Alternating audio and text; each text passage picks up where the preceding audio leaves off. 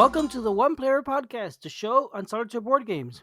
I'm your host Albert, and this is episode 362. Albert, I saw an excellent guide on how not to make panic purchases. Oh? Yeah, and I bought 20 copies just in case.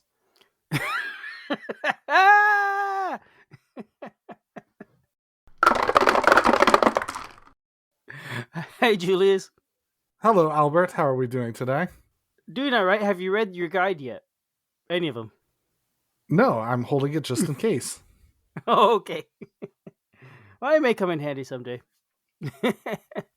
So we were talking about other causes for panic, which I suppose monsters beating on your door might be a good cause. Mm-hmm. That always. And we are worries me. talking Yes, about Castle Panic today. Yep, back to the table.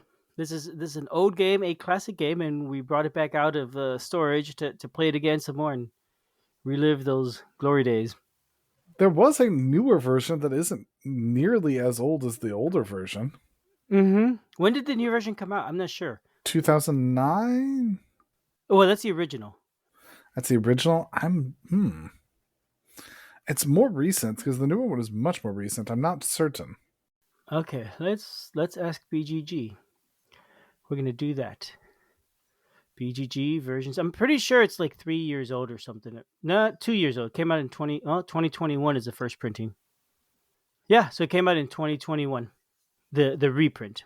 And it is basically just a reprint. It's the same game with updated art and graphics. I assume some cleaned up rules, text, and that sort of thing, but mechanically it's still the same game.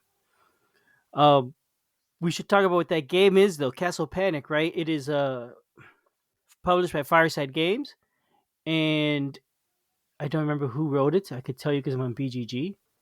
Justin DeWitt. Who wrote it? Who made it? Designed it. Sorry, who designed it? I don't know who. Albert's reading too many books. Yeah, maybe so. So this was designed by Jason DeWitt. Came out in 2009 originally. It is a tower defense game basically, where you have a castle in the middle, and you're being attacked from monsters in the surrounding woods from all sides, all 6 sides specifically. And your job is to defend your castle. You're under siege and survive the onslaught of monsters.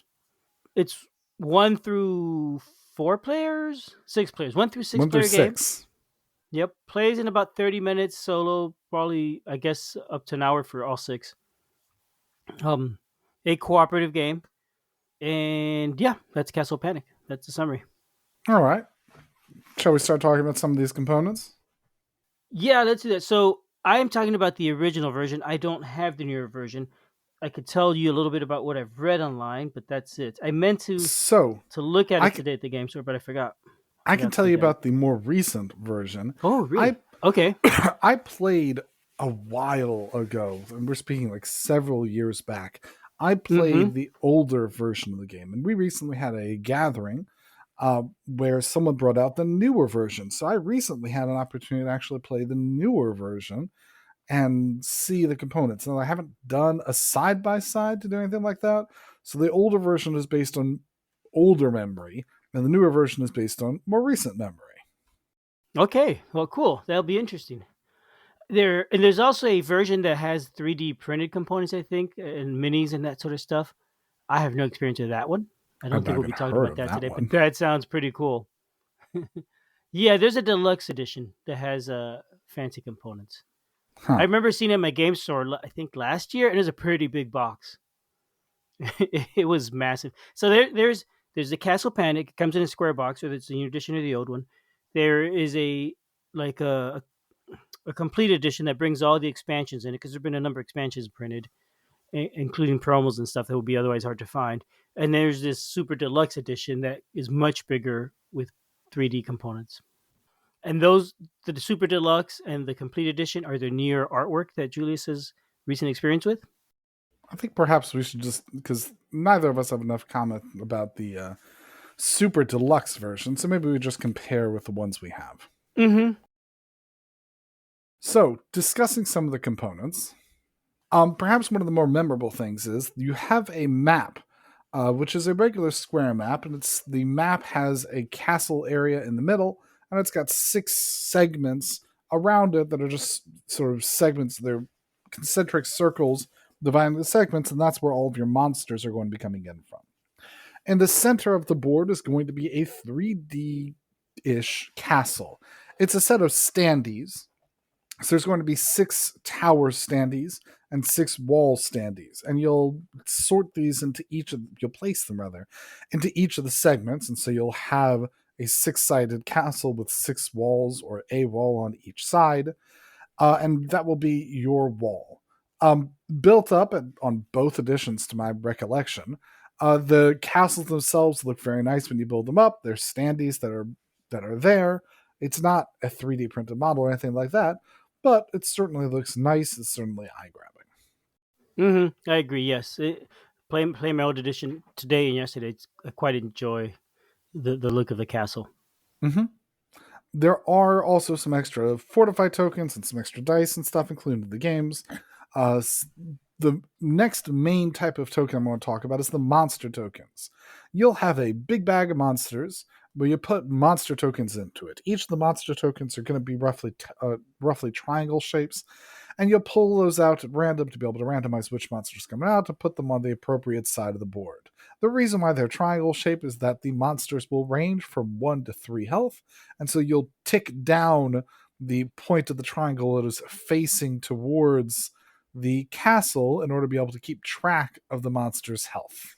Okay, and I do not believe it actually brings a real bag in the new edition. I'm not sure the old edition brought a bag. I think it may have come in an expansion. At this point, I don't remember.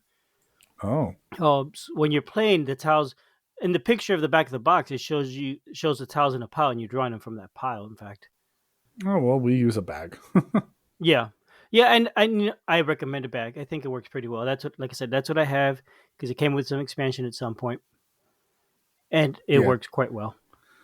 Bag makes things much easier. So we just use that. Nonetheless, you'll get a big bag or a big pile of monsters, whatever it is, and those monsters goes on triangles.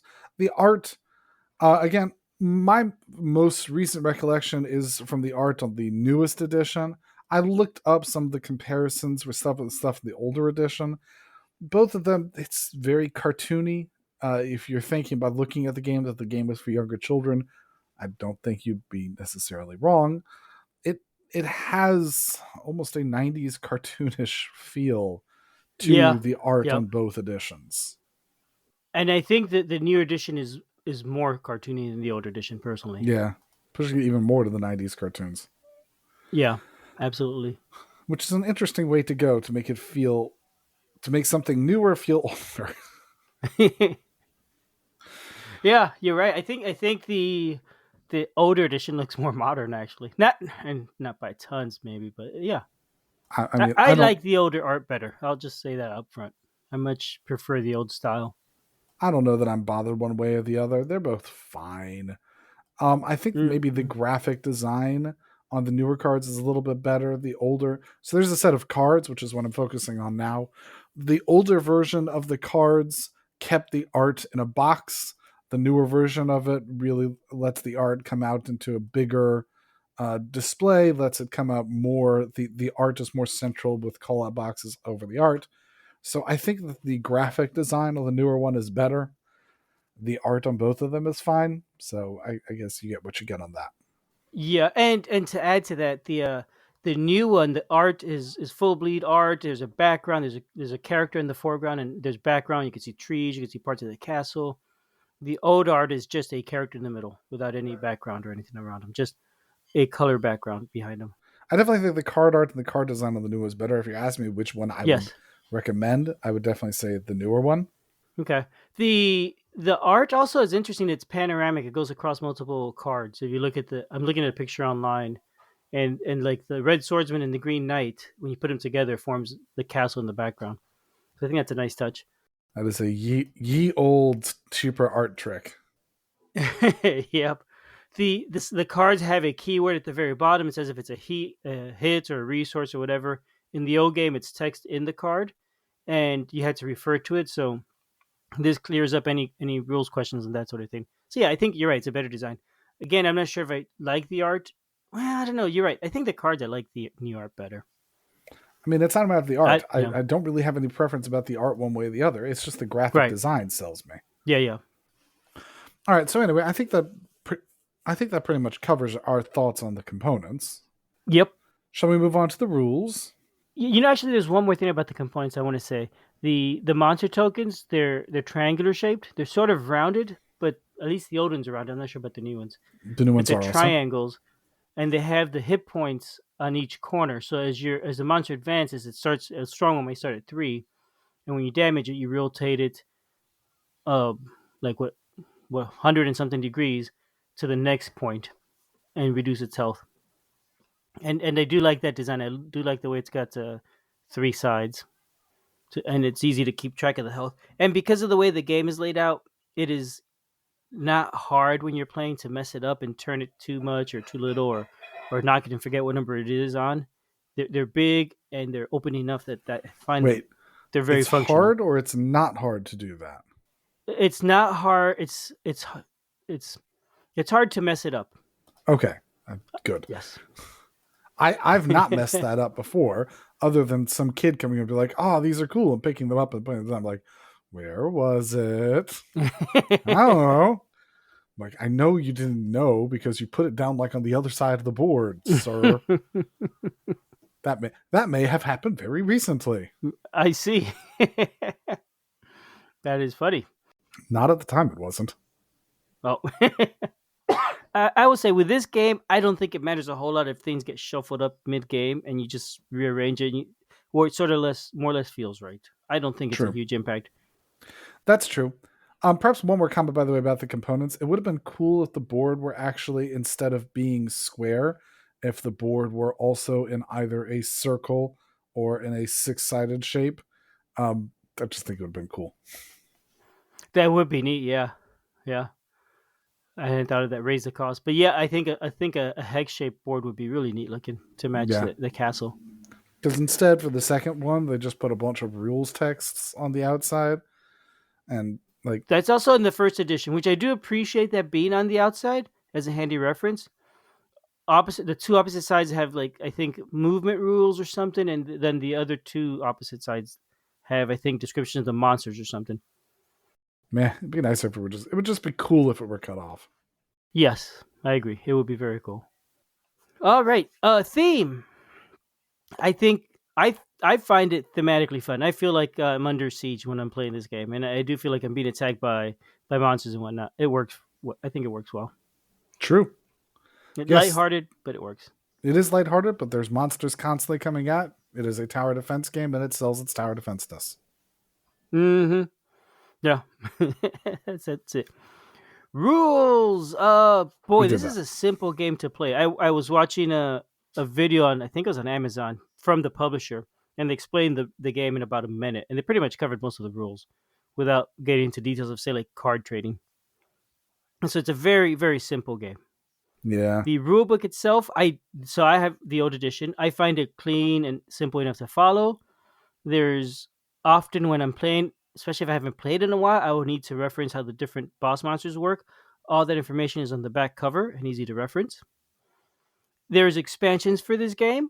I find the expansions, they all add a little bit of complexity and new types of monsters, or new this or new that. I find those I also need to reference the rules often, but it's not conveniently in the back of the book. I have to flip through a couple pages at the end. So it's a little more cumbersome, but not bad at all. Yeah, I've never had trouble with the rules in this game. I mean, I used the rules only to refresh in the most recent instance that I was playing. Mm-hmm. Didn't have issues refreshing it. Didn't have issues being able to consult the rules and figure out what it is. As you mentioned, the game is not extremely heavyweight, so it wasn't that big of a deal. But we sorted it out. Mm-hmm. Yeah, very, very accessible. All right, then the gameplay, Julius. Simple gameplay, right? When you play, you're gonna set up the board. You're gonna put 6 monsters on the archer ring. There's 3 rings. Julius mentioned that there's different concentric rings. The inner ring is swordsmen, people, the guys with swords from your castle. They can fight. They don't reach very far, but with a sword, you're good enough. Knights can go farther. They have horses. They could reach the second ring. Actually, and they only attack in the second ring. They don't fight in the first. Archers, with their bows and arrows, can shoot really far, so they could reach the outer ring and hit monsters in there. And beyond that is the forest, where the creatures come from. At the start of the game, you're going to set up monsters all around the archer ring, so that in the first round you have a chance to fight. Otherwise, it'd be silly and you'd just be a wasted round. But you set up the monsters there. Everybody gets a hand of cards. Number of cards depends on how people are playing, and you're ready to begin the game. It's and you set up your little castle in the middle, right? The gameplay is simple. Everybody draws up to a full hand of cards. Then you have a chance, if you're playing multiplayer, to trade cards with each other. You could trade up to one card with a person, but with any person. If you're playing solo, you're allowed to discard 2 cards and draw 2 cards from the deck to replace them. So that kind of does the compensates for not being able to trade. Once that is done, everybody starts taking their actions, and the actions consist of basically playing cards to hit monsters. So if you have an archer and there's a green archer card and there's a monster in the green archer space, you could discard your card to do a point of damage to that monster. And that's the majority of the cards. Yeah, most of the cards are just attack a monster. The majority of cards are just deal the damage. Yes, 1 point of damage to one monster in a specific colored section. There's a few cards that are different, right? There's a barbarian that lets you hit a monster anywhere on the board. There's a hero that'll be associated with a color but could hit on any space of that color. There's other cards that do special things like what else is there? There's one that lets you take a card from discard and play it. You can put out fortify tokens. You can put out traps. You can launch the giant boulder and just completely wipe out a section. So that's not in the base game, at least not in the original base game. Launching boulders and traps are part of the Weapons of War, I think it's the expansions, or Siege Engines or something like that is the name of the expansion, and that's in that only.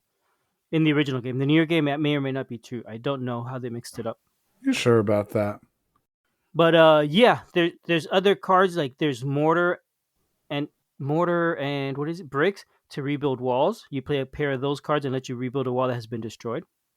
And they're like, so basically, like Julia said, most of the cards are do a point of damage in a specific space. There are other cards that let you do different things. You're going to play as many cards as you want to or can, and once you're done playing the cards, all the monsters advance 1 space towards a castle, right? So they get closer to that center space, and then you add 2 new monsters to the board. It might be more if you're playing more than one player. I don't know, but I don't think so. You're going to add monsters to the board on the outermost ring, and then you start a new round where you draw up again. That's basically the gameplay. I think I said everything. And it's just 2 monsters, by the way, no matter what your player count is. It is, okay. And there may be special edge cases and special rules and things like that I left out. Yeah, special cards or special monsters or things like that. Special monsters, yes. That's right. So if you draw certain monsters, I don't remember, like the Goblin King or something special happens when you play him. Yeah, there's a pile of them. Mm-hmm. And that's the base game. The expansions add different things. There's the Wizard's Tower expansion that adds a whole separate deck of wizard things that are powerful, and you replace one of the towers in the castle with a Wizard's Tower. When you're trading cards or drawing up, you could choose to get from the Wizard's deck instead of the normal deck, and those cards are handy, but you still need normal cards because they don't necessarily fight as well. If the Wizard's Tower gets destroyed, you lose all those spells because your wizard's dead. There's another expansion, I forget, Garana Rock or some weird name. He's a boss monster that's really tough. And he's actually double-sided counter. And he could have like as much, I think, 10 health when he starts. So instead of being a triangle, I think he's like I don't know, really big shape pentagon or something. Double-sided pentagon. And there's the siege engines, which add other things. None of the expansions are necessary, but they all add variety and more fun, I think. They add a little bit more complexity and more stuff. Yeah. I mean, I think we've sort of said a little bit of it. The game has at its base game, it feels like a game for young children. Mm-hmm. Like it feels almost at the level of, and there's been games that have been specifically designed for the My First series, and I think there's even a My First Castle Panic that I've not. There is. I saw that. And I don't know why. Think you brought this up when we were discussing it. Right. This feels already like it's at the My First series. It is play a card, deal the damage, and move on. And it's already so simple. And to make it even more simple, it could be on just the jaded gamer in me. The game feels really simple. The game feels like you want to play it with younger players, newer players who don't really want a lot into it. When you start Hmm. to add in, if you get all the expansions and if you get other stuff into it, so you can have more. I'm not even gonna say more complexity. We played with some of the newer stuff. I still don't even Hmm. think it adds that much complexity. It just adds more interest. But More choices, more things to consider. But yeah, I not complexity. don't even know if there's that much consideration still, because it's just a couple extra cards that are just doing a couple extra things. But in It. the I didn't vast say a majority of the lot more time, consideration. I suppose. I mean, the vast majority of the time, it's still just, hey, draw a card, deal damage, do a thing. I suppose with some of the newer things, I don't have nearly as much familiarity with all the expansion stuff, mostly because the reason why this game was getting pulled out was because we were playing with newer players and younger players. So it perfectly matched the group segment we were doing, and we were playing more advanced games with the more advanced players. So it worked for the group that it was in, and it was very enjoyable. It is very fun to play with the newer players. It's fun to play with those that are at a level that couldn't play, you know, Lost Ruins of Arnak or something like that. It's something that is enjoyable for them. There's enough decisions in there that they can enjoy it, because the majority of the time it's not difficult decisions. There's not mental fatigue by having to constantly make the difficult decisions and having to constantly strategize. There's not a huge strategy. There's not a huge amount of tactics for the game. It's mostly play a card, deal some damage, move on, hope they don't get to us. And when options come around, I weigh those options then, but I'm not constantly having to weigh options. Yeah. There's a plus and a minus to that kind of thing. Yep.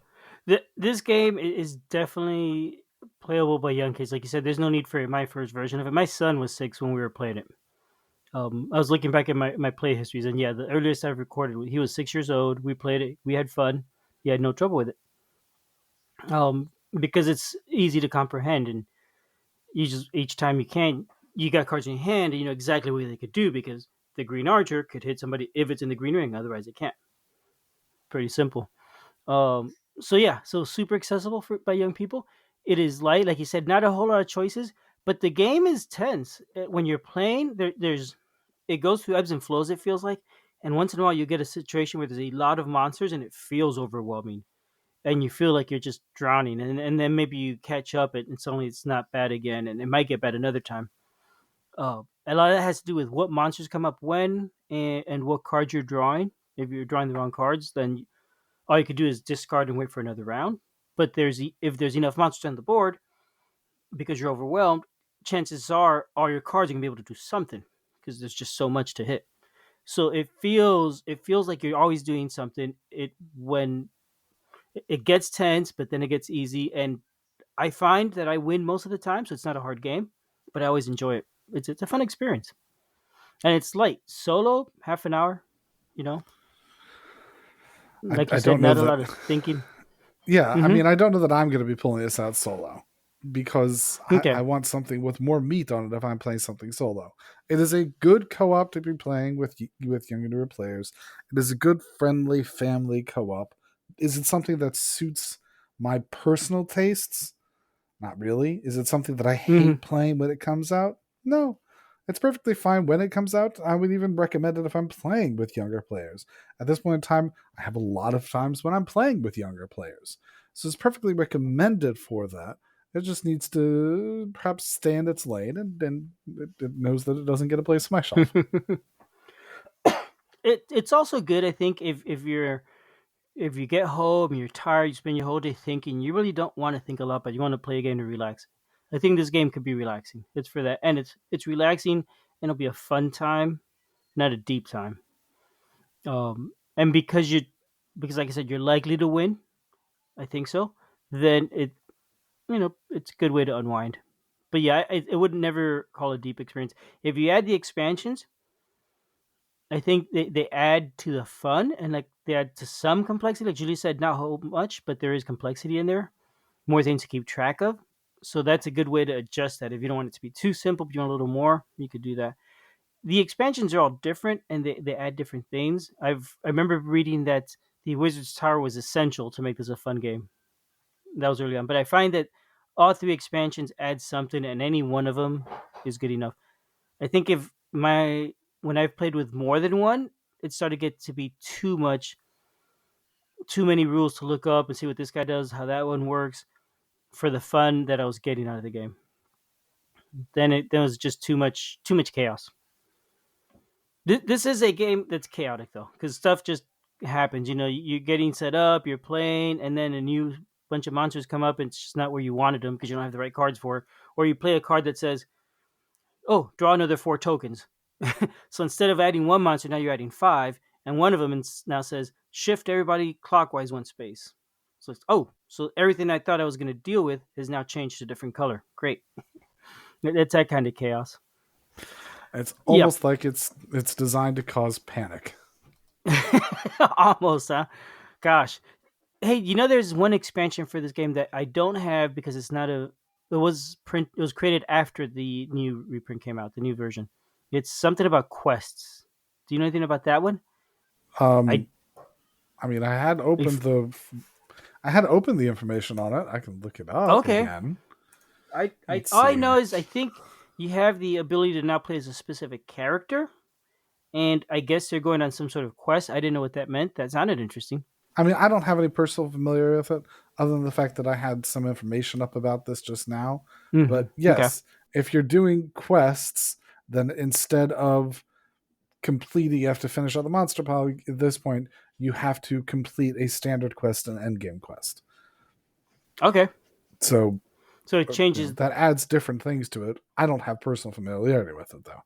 Yeah, me either. So apparently that one, it doesn't use you don't mix any of the components with the existing components. So even with the older version, in theory, I could get that expansion and it would work just fine. I don't know that I have any plans to, though. Yeah. I don't. I'm just fine with it being perfect for the level that it's at and continuing to inspire a younger generation to panic about their castles and enjoy a cooperative game. There you go. Pun. Closing pun. Don't panic, Albert. It's okay if you don't come up with anything. Okay, thank you, Julius. Whew. I quite like that one. All right, everyone. Have a great night. We will see you after the new year. Yep. Bye-bye. Actually, this will come out after the new year.